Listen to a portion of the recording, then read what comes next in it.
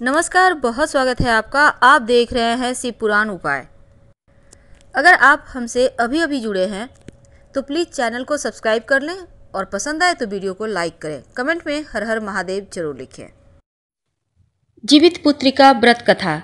एक बार नैमिषारण्य के निवासी ऋषियों ने संसार के कल्याण के लिए सूत जी से पूछा, हे सूत, कराल कलिकाल में लोगों के बालक किस प्रकार दीर्घायु होंगे, सो कहिए। सूत जी कहते हैं, जब द्वापर का अंत और कलयुग का आरंभ था, उसी समय बहुत सी शोकाकुल स्त्रियों ने आपस में सलाह की कि क्या इस कली में माता के जीवित रहते पुत्र मर जाएंगे।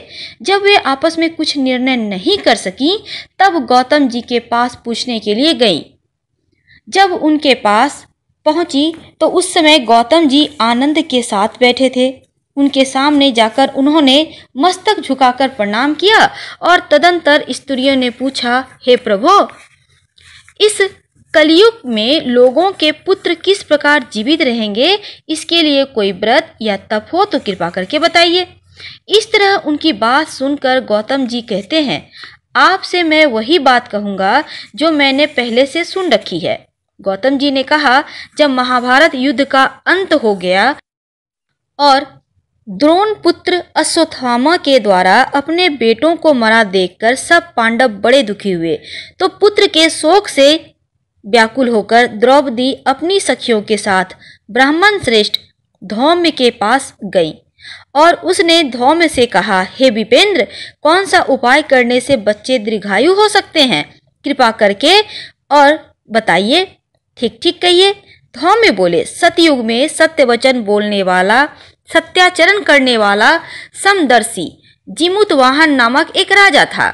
एक बार वह अपनी स्त्री के साथ अपनी ससुराल गया और वहीं रहने लगा। एक दिन आधी रात के समय पुत्र के शोक से व्याकुल कोई स्त्री रोने लगी, क्योंकि वह अपने बेटे के दर्शन से निराश हो चुकी थी। उसका पुत्र मर चुका था। वह रोती हुई कहती थी, हाय, मुझ बूढ़ी माँ के सामने मेरा बेटा मरा जा रहा है। और उसका रुदन सुनकर राजा जिमुतवाहन का तो मानो हृदय विदीर्ण हो गया। वह तत्काल उस स्त्री के पास गया और उससे पूछा, तुम्हारा बेटा कैसे मरा? बूढ़ी ने कहा, गरुड़ प्रतिदिन आकर गांव के लड़कों को खा जाता है। इस पर दयालु राजा ने कहा, माता, अब तुम रो मत, आनंद से बैठो, मैं तुम्हारे बच्चे को बचाने का यत्न करता हूँ। ऐसा कहकर राजा उस स्थान पर गया जहां गरुड़ आकर प्रतिदिन मांस खाया करता था। उसी समय गरुड़ भी उस पर टूट पड़ा और राजा के शरीर का मांस खाने लगा। जब अतिशय तेजस्वी गरुड़ ने राजा का बायां अंग खा लिया तो झटपट राजा ने दाहिना अंग फेर कर गरुड़ के सामने कर दिया। यह देखकर गरुड़ जी ने कहा, देव योनियों में तुम कौन हो? तुम मनुष्य तो नहीं जान पड़ते। अच्छा, अपना जन्म और कुल कहो। तब पीड़ा से व्याकुल मन वाले राजा ने कहा, पक्षीराज, इस तरह के प्रश्न करना व्यर्थ है। तुम अपनी इच्छा भर मेरा मांस खाओ। यह सुनकर गरुड़ रुक गए और बड़े आदर से राजा के जन्म और कुल की बात पूछने लगे। राजा ने कहा, मेरी माता का नाम सैव्या है और मेरे पिता का नाम शालिवाहन है। सूर्यवंश में मेरा जन्म हुआ है और जिमुतवाहन मेरा नाम है। राजा की दयालुता देखकर गरुड़ ने कहा, हे महाभाग, तुम्हारे मन में जो अभिलाषा हो वह वर मांगो। तब राजा कहता है, हे पक्षीराज, यदि आप मुझे वर दे रहे हैं तो वर दीजिए कि अब तक आपने जिन प्राणियों को खाया है वे सब जीवित हो जाएं। हे स्वामिन, अब से आप यहाँ बालकों को ना खाएं और कोई ऐसा उपाय करें कि जहाँ जो उत्पन्न हो वे लोग बहुत दिनों तक जीवित रहे। धौम्य ने कहा कि पक्षीराज गरुड़ राजा को वरदान देकर स्वयं अमृत के लिए नागलोक चले। वहां से अमृत लाकर उन्होंने उन मरे हुए हड्डियों पर मनुष्यों की जो हड्डी थी उस पर बरसाया। ऐसा करने से सब लोग जीवित हो गए जिनको कि गरुड़ ने पहले खाया था। राजा के त्याग और गरुड़ की कृपा से वहां वालों को बहुत कष्ट जो था वो दूर हो गया। उस समय राजा के शरीर की शोभा दुगुनी हो गई। राजा की दयालुता देखकर गरुड़ ने फिर कहा, मैं संसार के कल्याण के लिए एक और वरदान दूंगा। आज आश्विन की कृष्ण पक्ष की सप्तमी से रहित शुभ अष्टमी तिथि है। आज ही तुमने यहाँ की प्रजा को जीवन दान दिया है। हे वत्स, अब से यह दिन ब्रह्म भाव हो गया। जो मूर्ति भेद से विविध नामों से विख्यात है, वही त्रैलोक से पूजित दुर्गा अमृत प्राप्त करने के अर्थ में जीवित पुत्रिका कहलाई है। सो इस तिथि को जो स्त्रियां उस जीवित पुत्रिका की और कुश की आकृति बनाकर तुम्हारी पूजा करेंगी, तो दिनों दिन उनका सौभाग्य बढ़ेगा, वंश की बढ़ोतरी होती रहेगी। हे महाभाग, इस विषय में विचार करने की भी आवश्यकता नहीं है। हे राजन, सप्तमी से रहित और उदया तिथि की अष्टमी को व्रत करें, यानी सप्तमी विद्ध अष्टमी जिस दिन हो उस दिन व्रत ना कर शुद्ध अष्टमी को व्रत करें और नवमी में पारण करें।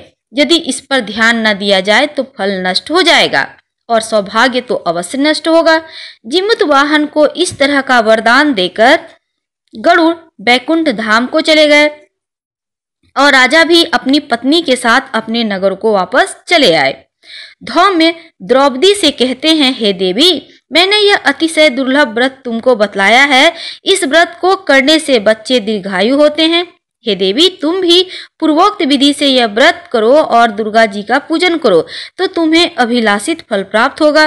मुनिराज धौम्य की बात सुनकर द्रौपदी के हृदय में एक प्रकार का कौतूहल उत्पन्न हुआ और पूर्ववासियों की स्त्री को बुलाकर उनके साथ यह उत्तम व्रत किया। गौतम ने कहा, यह व्रत और इसके प्रभाव को किसी एक चिल्ली ने सुन लिया और अपनी सखी सियारिन को बताया। इसके बाद पीपल की वृक्ष की शाखा पर बैठकर उस चिल्ली ने उस वृक्ष के खोते में बैठकर सियारिन को भी ने भी व्रत किया। फिर वही चिल्ली किसी उत्तम ब्राह्मण के मुंह से कथा सुनाई और पीपल के खोते में बैठी रही। अपनी सखी को सुनाया कथा। सियारिन ने आधी कथा सुनी थी कि उसे भूख लग गई और उसी समय वह सबसे भरे हुए श्मशान में पहुंची। वहां उसने इच्छा भर मांस का भोजन किया और चिल्ली बिना कुछ खाए पिए रह गई और सवेरा हो गया। सवेरे वह गौशाला में गई, वहां उन्होंने गाय का दूध पिया। इस तरह नवमी को उसने पारण किया। कुछ दिनों बाद वे दोनों मर गई। अयोध्या में किसी धनी व्यापारी के यहाँ जन्मी। संयोग से उन दोनों का जन्म एक ही घर में हुआ, जिसमें सियारिन बड़ी थी और चिल्ली छोटी थी। वे दोनों सभी शुभ लक्षणों से युक्त थी, इसलिए बड़ी लड़की काशीराज के और छोटी उनके मंत्री के साथ अग्नि के सामने विधि पूर्वक ब्याही गई। पूर्व जन्म के कर्म फल से वह मृगनयनी रानी हुई। जिस किसी भी संतान को उत्पन्न करती वह मर जाती और पूर्व जन्म की बातों को स्मरण करने वाली मंत्री की पत्नी ने अष्टवसुओं के सदृश तेजस्वी 8 बेटे उत्पन्न किए और सभी जीवित रह गए। अपनी बहन के पुत्रों को जीवित देखकर ईर्ष्यावश राजपत्नी ने अपने स्वामी से कहा कि यदि तुम मुझे जीवित रखना चाहते हो तो इस मंत्री के सभी पुत्रों को उस जगह भेज दो जहां मेरे बेटे गए हैं, अर्थात इन्हें मार डालो। यह सुनकर राजा ने उस मंत्री के पुत्रों को मारने के लिए कई प्रकार के उद्योग किए, पर मंत्री पत्नी ने जीवित पुत्रिका के पुण्य बल से बचा लिया। एक दिन राजा ने अपने आदमियों से उन पुत्रों का सिर कटवाकर पिटारी में रखवाया और वह पिटारी उसकी माता मंत्री पत्नी के पास भेज दिया। किंतु वे 8 सिर बेशकीमती जवाहरात हो गए और भले चंगे वे 8 लड़के अपने माता के पास वापस चले आए। उनको जीवित देखकर राजपत्नी को बड़ा विस्मय हुआ। अंत में वह मंत्री की पत्नी के पास आई और उसने पूछा, बहन, तुमने कौन सा ऐसा पुण्य किया है जिससे बार बार मारे जाने पर भी तुम्हारे बेटे नहीं मरते? इस पर मंत्री की पत्नी ने कहा, पूर्व जन्म में मैं चिल्ली थी, तुम सियारिन, दोनों ने व्रत किया था। तुमने व्रत के नियमों का भली भांति पालन नहीं किया और मैंने किया। इसी दोष से हे बहन तुम्हारे बेटे नहीं जीते हैं। ओ राजरानी, अब भी तुम उस जीवित पुत्री का व्रत को करो तो तुम्हारे बेटे दीर्घायु होंगे। मैं तुमसे सच सच कह रही हूँ। उनके कथानुसार रानी ने व्रत किया, तभी से उसके कई बेटे सुंदर और दीर्घायु होकर बड़े बड़े राजा हुए। सूत जी कहते हैं कि इस प्रकार का आनंद देने वाला मैंने यह दिव्य व्रत बतलाया। स्त्रियां चिरंजीवी संतान चाहती हो तो विधि पूर्वक यह व्रत करे। हर हर महादेव।